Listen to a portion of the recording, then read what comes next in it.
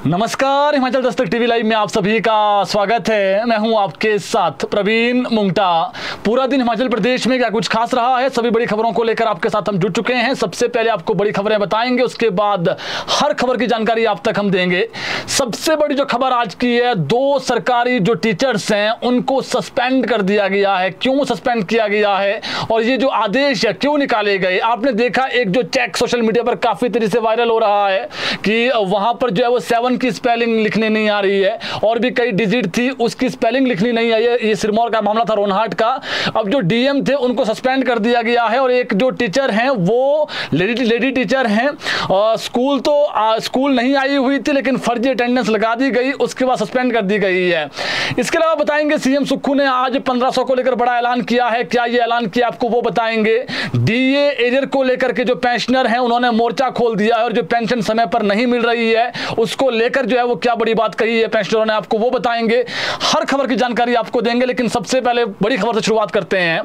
CM Sukhu ने आज ऐलान किया कि जो भाजपा बार बार आरोप लगा रही है कि महिलाओं को 1500 कब दिए जाएंगे, तो उन्होंने बताया कि कुछ महिलाओं को हमने जो चोर दरवाजे बंद करके पैसे दे दिए हैं और बहुत जल्दी ही पिछली सरकार के भ्रष्टाचार के और दरवाजे बंद करके और महिलाओं को भी 1500 रुपए देंगे। अगले 2 सालों में महिलाओं को हम चरणबद्ध तरीके से 1500 देंगे। ये आज सीएम सुखविंदर सिंह सुक्खू ने ऐलान किया है। दरअसल मुख्यमंत्री सुखविंदर सिंह सुक्खू आज सोलन जिले के दाड़ला घाट दौरे पर थे। इस दौरान उन्होंने यह बड़ा ऐलान जो है वो किया है।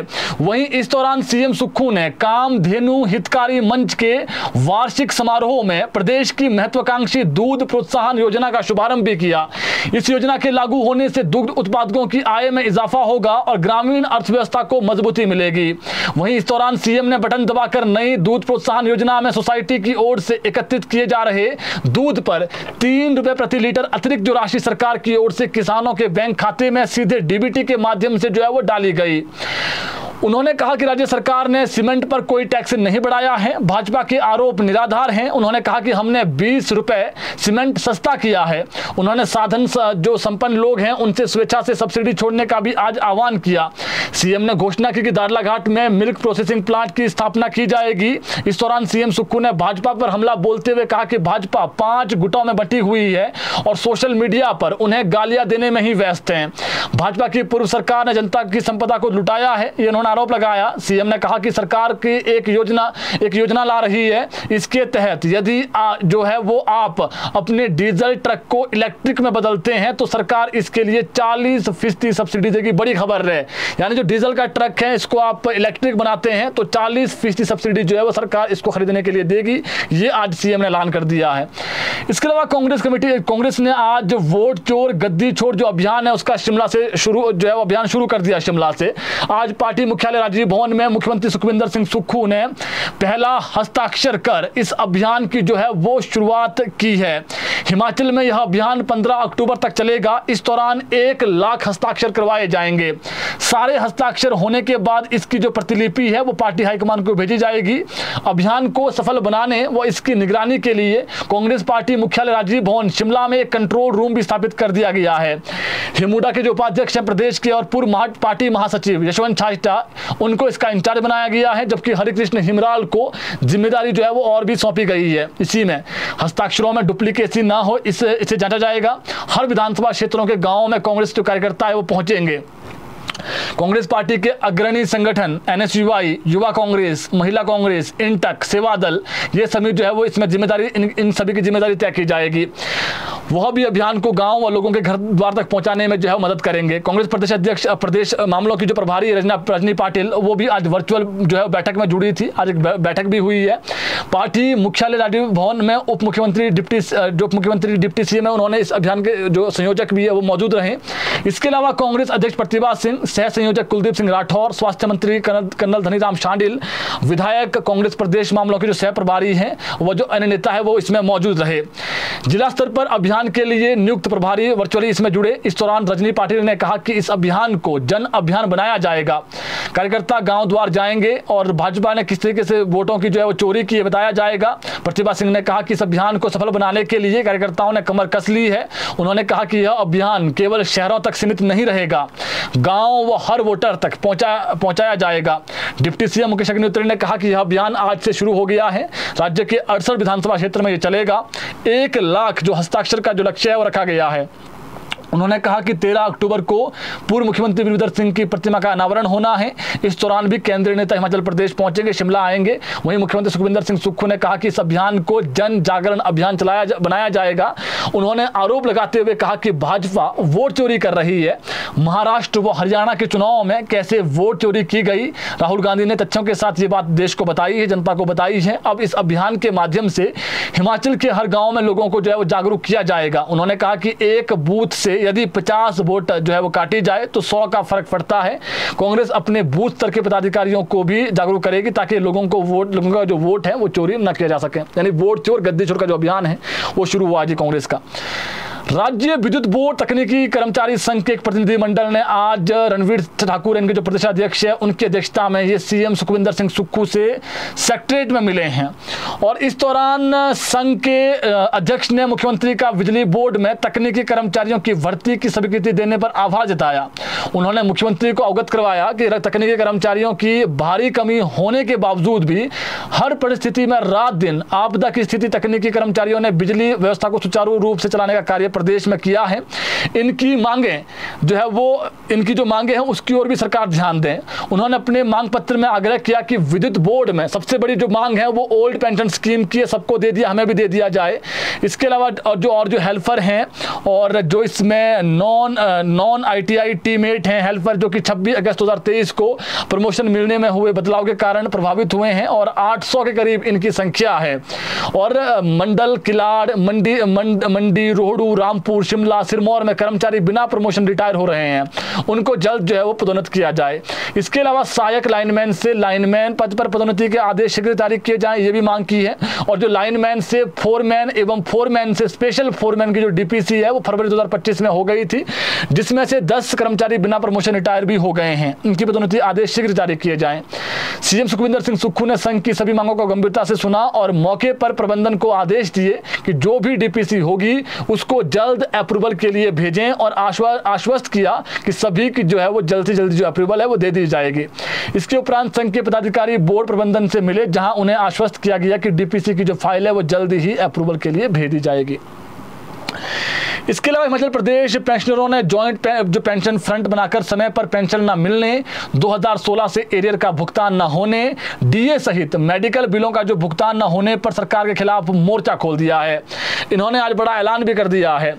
14 अक्टूबर को पेंशनर जॉइंट फ्रंट सरकार के खिलाफ बड़ा आंदोलन भी करने जा रही है, जिसको लेकर रणनीति जो है वो बनाई गई।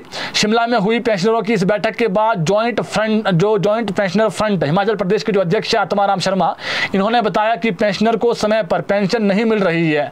नए वेतनमान का जो एरियर है 2016 से लंबित पड़ा हुआ है, लेकिन सरकार देने को तैयार नहीं है। मेडिकल बिलों का करोड़ों रुपए का जो भुगतान है पेंशनरों को नहीं हुआ है। महंगाई भत्ता 16% दे है। सरकार ने मई में 3% DA देने की जो घोषणा है वो की थी, लेकिन अभी तक वो DA भी कर्मचारियों और जो पेंशनर उनको नहीं मिला है। इसलिए सब्र का बांध टूट गया है। कई बार सरकार से हम मिले, मांग पत्र दिए, लेकिन अब हमारे पास कोई चारा नहीं है। सरकार हमारी जो मांग है उनको अनसुनी कर रही है। दुखी होकर जो पेंशनर हैं वो अब सरकार के खिलाफ मोर्चा खोलेंगे, लड़ाई लड़ेंगे और 14 अक्टूबर को पेंशनर सड़कों पर उतरकर जो है वो आंदोलन शुरू कर रहे हैं, ये उन्होंने आज ऐलान किया। हालांकि पेंशनरों का एक दूसरा गुट बना हुआ है जॉइंट एक्शन कमेटी, इन्होंने भी ऐलान कर दिया कि ये भी 17 अक्टूबर को जो है वो धरना प्रदर्शन करेंगे, चेतावनी दे दी इन्होंने भी। तो पेंशनर जी सरकार से नाराज हैं और इनकी ये मांग है कि पेंशन समय पर नहीं मिल रही है, DA एरियर भी जल्द दिया जाए। इसके अलावा शिमला में आज विद्युत बोर्ड पेंशनर फोरम की मासिक बैठक की गई। बैठक में जो महासचिव है TR गुप्ता, इन्होंने पेंशनर के गंभीर मुद्दों पर प्रकाश डाला और अन्य गतिविधियों की जानकारी दी। बैठक में यह चिंता जताई गई कि मार्च 2022 में सेवानिवृत्त हुए कर्मचारियों को अब तक लीव एनकैशमेंट और जो ग्रेच्युटी है, लीव एनकैशमेंट और ग्रेच्युटी जो है वो वैधानिक लाभों का जो भुगतान है वो नहीं किया गया है, जबकि 2 वर्षों से भी अधिक समय बीत चुका है। इसके अतिरिक्त 70 से 75 साल वाले जो पेंशनर्स हैं उनकी 30% एरियर का भुगतान भी नहीं किया गया है। हालांकि बोर्ड द्वारा इसके आदेश पहले ही जारी किए जा चुके हैं। उन्होंने बोर्ड के नवनियुक्त जो चेयरमैन है प्रबोध सक्सेना से अनुरोध किया है कि वह बोर्ड में जो फैली हुई जो वित्तीय अव्यवस्था है उसको सुधारने के लिए प्रभावी कदम उठाएं, क्योंकि वर्तमान स्थिति पेंशनर्स के लिए मानसिक, आर्थिक और जो सामाजिक रूप से अत्यंत कष्टदायक जो है वो बन चुकी है। फोरम के जो प्रेस सचिव है अमर सिंह भलेक, उन्होंने बताया कि सदस्यों ने सरकार और जो बोर्ड प्रबंधन है उनके प्रति रोष व्यक्त करते हुए कहा कि पेंशनर्स की अनदेखी और जो वित्तीय देरी हो रही है इसको बर्दाश्त नहीं किया जाएगा। बैठक में सर्वसम्मति से यह प्रस्ताव पारित किया गया कि यदि सभी लंबित वित्तीय लाभों का भुगतान शीघ्र नहीं किया गया तो पेंशनर्स को प्रदेश व्यापी जो आंदोलन है वो करना पड़ेगा, बाध्य हो जाएंगे। फोरम ने आग्रह किया कि विद्युत बोर्ड प्रबंधन इस गंभीर विषय को प्राथमिकता पर लेकर तुरंत सभी का एरियर और जो लंबित भुगतान है उसको जारी कर दें और जो सेवानिवृत्त कर्मचारी है उनका जो हक है वो उन्हें समय पर दें। इसके अलावा चीफ सेक्रेटरी एक्शन में आ गए हैं जी। प्रदेश में नए चीफ सेक्रेटरी बनने के बाद जैसे उन्होंने पदभार संभाला है उसके बाद जो अधिकारी और जो कर्मचारी है उनका समय पर दफ्तर पहुंचने का जो कह सकते हैं आप सिलसिला है वो शुरू हो गया है। आज IAS अधिकारी जो 10:30 बजे या फिर 11 बजे पहुंचते थे, लेकिन आज 10 बजे ही जो है वो पहुंच गए थे। अधिकारी और जो कर्मचारी है वो आज समय पर पहुंचे। हालांकि कर्मचारी तो समय पर पहुंच ही जाते हैं, लेकिन बड़े अधिकारी कई बार नहीं पहुंच पाते थे, लेकिन आज अधिकारी भी जो समय है उस पर पहुंचे। खुद अधिकारियों ने कहा कि वो 10 बजे नहीं पहुंच पाते थे कई बार, लेकिन अब क्योंकि बड़े साहब ने आदेश दिए हैं कि उनको समय पर आना है, तो ऐसे में जो कार्य संस्कृति है उसमें अनुशासन होना बेहद जरूरी है। जो आदेश है उसकी हम पालना कर रहे हैं। बताया जा रहा है कि मुख्य सचिव से पहले मुख्यमंत्री सुखविंदर सिंह सुक्खू ने सचिवों के साथ बैठक में इस बारे में सख्त निर्देश दे दिए थे। सीएम ने कहा था कि कई बार वह 10 बजे से पहले दफ्तर में आते हैं और उस दौरान यदि किसी अधिकारी के कमरे में फोन किया जाए तो वहां कोई नहीं उठाता है। अधिकारी समय पर नहीं पहुंचते हैं जिनको समय पर आना चाहिए। जब अधिकारी तय समय पर दफ्तर पहुंचेंगे तभी दूसरे जो कर्मचारी हैं जो जिनसे आप काम लेते हैं वो भी नियमों को फॉलो करेंगे। जो मुख्य सचिव संजय गुप्ता उन्होंने तो पिछले कल कहा ही दिया था, हिमाचल दस्तक से सवाल ही पूछा था जब उन्होंने कहा था कि मैं तो जो है वो डिसिप्लिन को कड़ा ध्यान में रखकर जो है वो हर चीज़ को करता हूँ। और 10 बजे छोड़िए, उन्होंने ये बड़ी बात कही थी कि मैं तो 9:30 बजे 9 से 9:30 बजे के बीच पहुंच जाता हूँ दफ्तर में। बिजली बोर्ड में जब वो चेयरमैन के पद पर थे तो वहाँ पर भी इंजीनियर समय पर नहीं आते थे, मगर जब उन्होंने सुबह आकर अधिकारियों को फोन करने शुरू किए तो उनका रूटीन भी बदल गया और अब सभी समय पर जो है कार्यालय आते हैं। सचिवालय में भी इसकी जो बेहद ज़्यादा ज़रूरत है, इसलिए ज़रूरी है कि मैं आग्रह भी करूँ। उन्होंने कहा कि मैं अभी सख्ती नहीं, पहले आग्रह करूँगा, अगर उसके बाद भी नहीं मानेंगे तो फिर दूसरा कोई चारा नहीं है, फिर मुझे आग्रह के अलावा जो कार्रवाई है वो भी करनी पड़ेगी। तो पहले ही दिन जो एक्शन देखने को मिला चीफ सेक्रेटरी का, जो अधिकारी 10:30 बजे पहुँचते थे कई बार, तो वो आज जल्दी पहुँचे हैं, 10 बजे पहुँचे हैं जी। होना भी चाहिए, जब सैलरी 1.5-2 लाख रुपये मिल रही है, चाहे वो कर्मचारी हो या फिर अधिकारी, समय पर पहुँचना चाहिए। 10 से 5 जो भी काम होता है वो जो है वो किसी भी कर्मचारी को करना चाहिए, अधिकारी को भी करना चाहिए। इसके अलावा मध्य प्रदेश के छिंदवाड़ा में 9 बच्चों की किडनी फेल से मौत मामले में हिमाचल का जो ड्रग डिपार्टमेंट है वो अलर्ट हो गया है। विभाग ने कुछ ऐसी कंपनियां आइडेंटिफाई कर ली है जिनकी दवाइयां बीते दिनों मध्य प्रदेश से सप्लाई की गई हिमाचल प्रदेश में। इसी तरह जो नेक्सा DS व इससे मिलते जुलते जो कफ सिरप हैं, इनकी जो प्रोडक्शन है उस पर रोक लगा दी। बड़ी खबर है जी, जो कफ सिरप हैं इसकी प्रोडक्शन पर फिलहाल रोक लगा दी गई है। बता दें कि छिंदवाड़ा के जो परासिया ब्लॉक में बुखार के बाद किडनी फेल होने से 7 सितंबर से अभी तक 9 बच्चों की जान चली गई है। परिजनों के मुताबिक बच्चों को पहले बुखार और जुकाम हुआ था, फिर किडनी में इन्फेक्शन हुआ। प्राइवेट अस्पतालों में भर्ती कराने के बाद भी हालत बिगड़ती गई और नागपुर में इलाज के दौरान जो है वो बच्चों ने दम तोड़ दिया। तो अब जो ये क्यों हो रहा है, कई बार कहा जा रहा है कि कफ सिरप से हुआ है, तो इसको अब जो कफ सिरप का जो उत्पादन है उस पर रोक लगा दी गई है। इसके अलावा शिमला के ऐतिहासिक रिज मैदान पर 13 अक्टूबर को पूर्व मुख्यमंत्री वीरभद्र सिंह की प्रतिमा के अनावरण अवसर पर जनसभा का जो आयोजन है वो होगा। इस अवसर पर कांग्रेस की जो वरिष्ठ नेता है प्रियंका गांधी वो तो आ ही रही है, लेकिन राहुल गांधी और सोनिया गांधी भी पहुंच सकती है, उनके आने का भी कार्यक्रम है। लेकिन जो सहमति है वो अभी जिन्होंने आने पर इच्छा जताई है वो प्रियंका गांधी हैं, लेकिन ये दोनों भी पहुंच सकते हैं। प्रदेश कांग्रेस प्रभारी रजनी पाटिल, मुख्यमंत्री सुखविंदर सिंह सुक्खू, डिप्टी CM, इसके अलावा कांग्रेस प्रदेशाध्यक्ष प्रतिभा सिंह सहित पार्टी के जो अन्य लोग हैं वो भी मौजूद रहेंगे। प्रतिमा जो अनावरण समारोह के दौरान वीरभद्र सिंह के जीवन पर बनी जो उपलब्धियां हैं वो भी प्रदर्शित की जाएंगी कि उन्होंने क्या क्या काम किए प्रदेश के लिए। दिसंबर में सरकार के 3 साल पूरे होने हैं और साल के अंत में पंचायत चुनाव भी प्रस्तावित हैं। कांग्रेस हाईकमान से आने वाले नेता इस जनसभा को जो है वो संबोधित भी कर सकते हैं। अब एचआरटीसी में फ्री सेवा बंद हो रही है जी। क्या सेवा बंद हो रही है बताते हैं आपको। एचआरटीसी में अगले सप्ताह से 200 रुपए देकर हिम बस कार्ड बनाना शुरू हो जाएंगे। इस कार्ड के बिना लोगों को जो है वो निगम की बसों में निःशुल्क और जो रियायती यात्रा है वो नहीं कर सकेंगे। लाभार्थियों को 3 महीने के भीतर यह कार्ड बनाने होंगे। परिवहन निगम ने हिम कार्ड पोर्टल बना लिया है। बड़ी खबर यह है इसमें, अब योजना शुरू करने के लिए सरकार से 2-3 दिन के भीतर अनुमति ली जानी है। अभी महिलाओं को एचआरटीसी की बसों में जो है वो सफर करने पर किराए में 50% की छूट है। सरकारी स्कूलों में जो पढ़ने वाले बच्चे हैं उनको भी बसों में छूट है।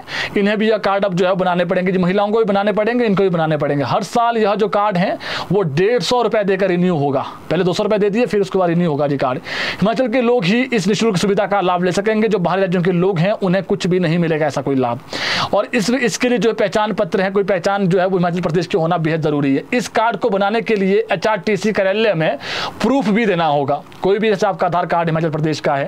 हिमाचल प्रदेश में इस समय 17 ऐसी कैटेगरी है जिनको निःशुल्क यात्रा का जो लाभ है वो दिया जा रहा है। इसमें परिवहन विभाग के कर्मचारी हैं, रिटायर्ड कर्मचारी हैं, दिव्यांग, स्वतंत्रता सेनानी हैं, युद्ध वाली जो विधवाएं हैं, कह सकते हैं सैनिक है, उनकी जो विधवाएं हैं, पूर्व विधायक हो गए, सांसद हो गए, राज्य शिक्षक पुरस्कार विजेता लोग हैं, सरकार से मान्यता प्राप्त जो है वो जर्नलिस्ट हैं, गंभीर बीमारी से ग्रसित मरीज हैं, ये शामिल हैं। तो इनके लिए अब जो फ्री सेवा है जी, जो आपको फ्री मिलती है, अब 150-200 रुपये देने पड़ेंगे आपको।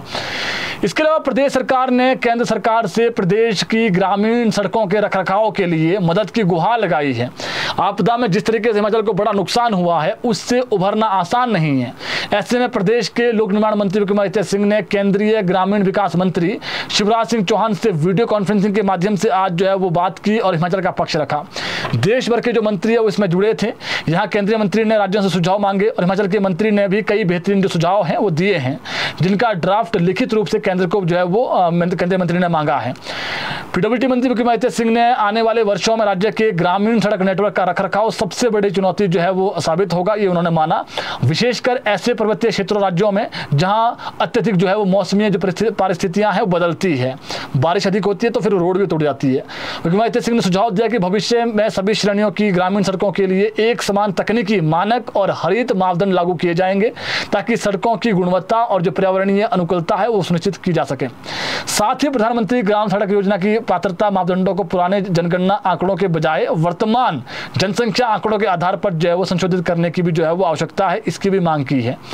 और इसके अलावा जो आवश्यकता है और भी जो योजनाएं हैं कि कुछ ना कुछ जो पैसा है वो पहाड़ी राज्यों के लिए अलग से मिलना चाहिए। तो कुल मिला के देखें, जो गाँव में सड़कें हैं वहाँ पर जिस प्रकार से रहता है कि गांव में बहुत अधिक बारिश होती है तो फिर टूट जाती है सड़कें, तो इसमें जो पहाड़ी राज्य है उसको खास ध्यान रखा जाए। कई बार ऐसा था कि शहरों में सड़कें बन जाती है, वहाँ इतनी अधिक बारिश नहीं होती है, लेकिन पहाड़ों में इतनी बारिश होती है कि सड़कें टूटती रहती है, तो फिर रखरखाव के लिए जो धनराशि है वो केंद्र सरकार से अधिक मिलनी चाहिए।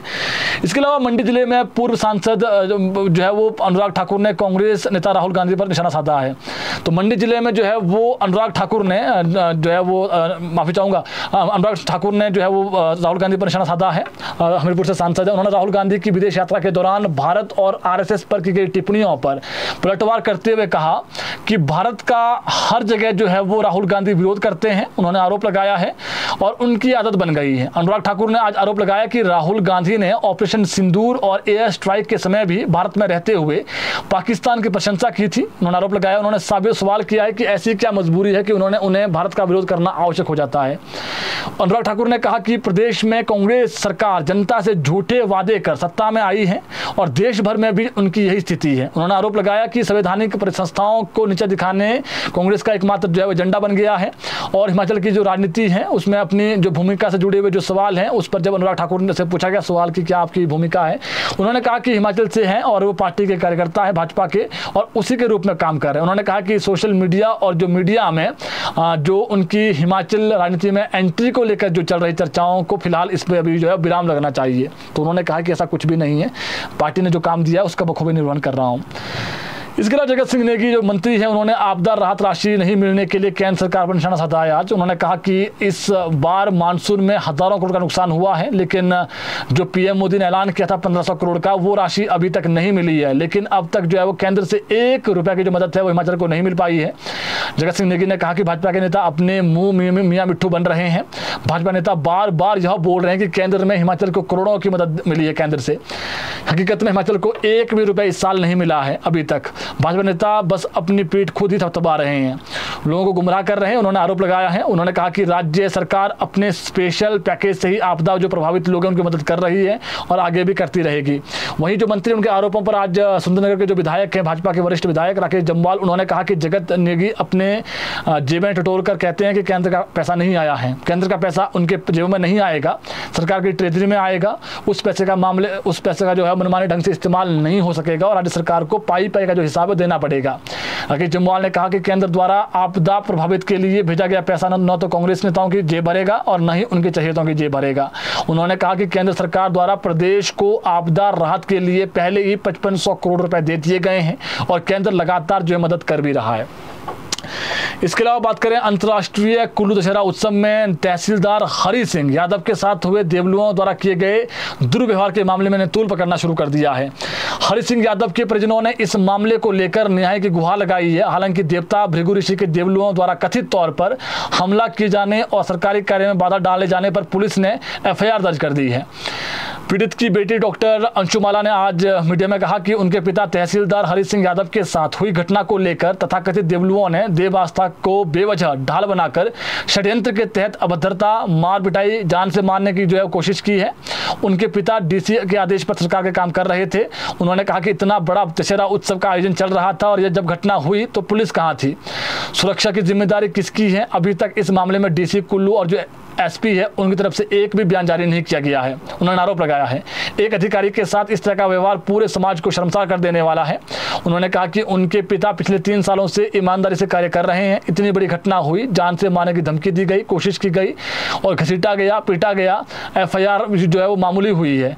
हरि सिंह यादव की जो पत्नी रुक्मणी है, उन्होंने भी आरोप लगाए हैं कि तथाकथित जो देवलू है उन्होंने इसको अंजाम दिया है और ये जो पूरी घटना है इसमें DC और जो SP है उनसे उन्होंने मांग की है कि इसमें कड़ी से जो कड़ी कार्रवाई है वो होनी चाहिए और 1200 से अधिक जो पुलिस होमगार्ड जवान लगाए गए हैं उनका क्या काम है जब वो एक तहसीलदार को नहीं बचा पाए। ऐसे में जो जनता है वो इससे जो ये गुंडागर्दी की गई है, घसीटते हुए ले गए हैं, इसको लेकर के जो है वो तुरंत प्रभाव से जो भी आरोपी है उनको गिरफ्तार किया जाना चाहिए, इन्होंने मांग की है। इसके अलावा शिमला जिला के रामपुर में 6 साल की बच्ची के साथ दुष्कर्म का जो मामला है वो सामने आया है। पीड़िता की मां की शिकायत पर पुलिस ने जो आरोपी है उसको पोक्सो एक्ट के तहत जो है वो गिरफ्तार कर लिया है। पुलिस ने आरोपी को गिरफ्तार कर लिया है और DSP जो रामपुर नरेश शर्मा उन्होंने इसकी पुष्टि की है। शिकायतकर्ता ने पुलिस को बताया कि एक आइसक्रीम विक्रेता उसकी दुकान पर आया और बच्ची को आइसक्रीम के ठेले के पास ले गया। उस वक्त पीड़िता की जो माँ है वो ग्राहकों को सामान दे रही थी। कुछ देर बाद जब माँ बच्ची को लेने ठेले पर गई तो देखा कि जो आइसक्रीम विक्रेता है उसके साथ दुष्कर्म का जो प्रयास है वो कर रहा था। आरोपी गिरफ्तार कर लिया गया है। मौसम कल से खराब है जी। 7 जिलों में ऊना, बिलासपुर, चंबा, कांगड़ा, मंडी, सोलन और जो लाहौल स्पीति जिला है वहां पर कल आंधी बारिश का जो है वो अलर्ट है, ऑरेंज अलर्ट है। ओलावृष्टि होने की भी संभावना है। जबकि 6 अक्टूबर की बात करें तो 6 अक्टूबर को चंबा, कांगड़ा, कुल्लू, मंडी, सिरमौर और जो लाहौल स्पीति जिला है वहां पर हैवी टू हैवी रेनफॉल का अलर्ट है। यानी अगले 2-3 दिन मौसम खराब है। कल से प्रदेश में जो मौसम है वो खराब हो जाएगा जी।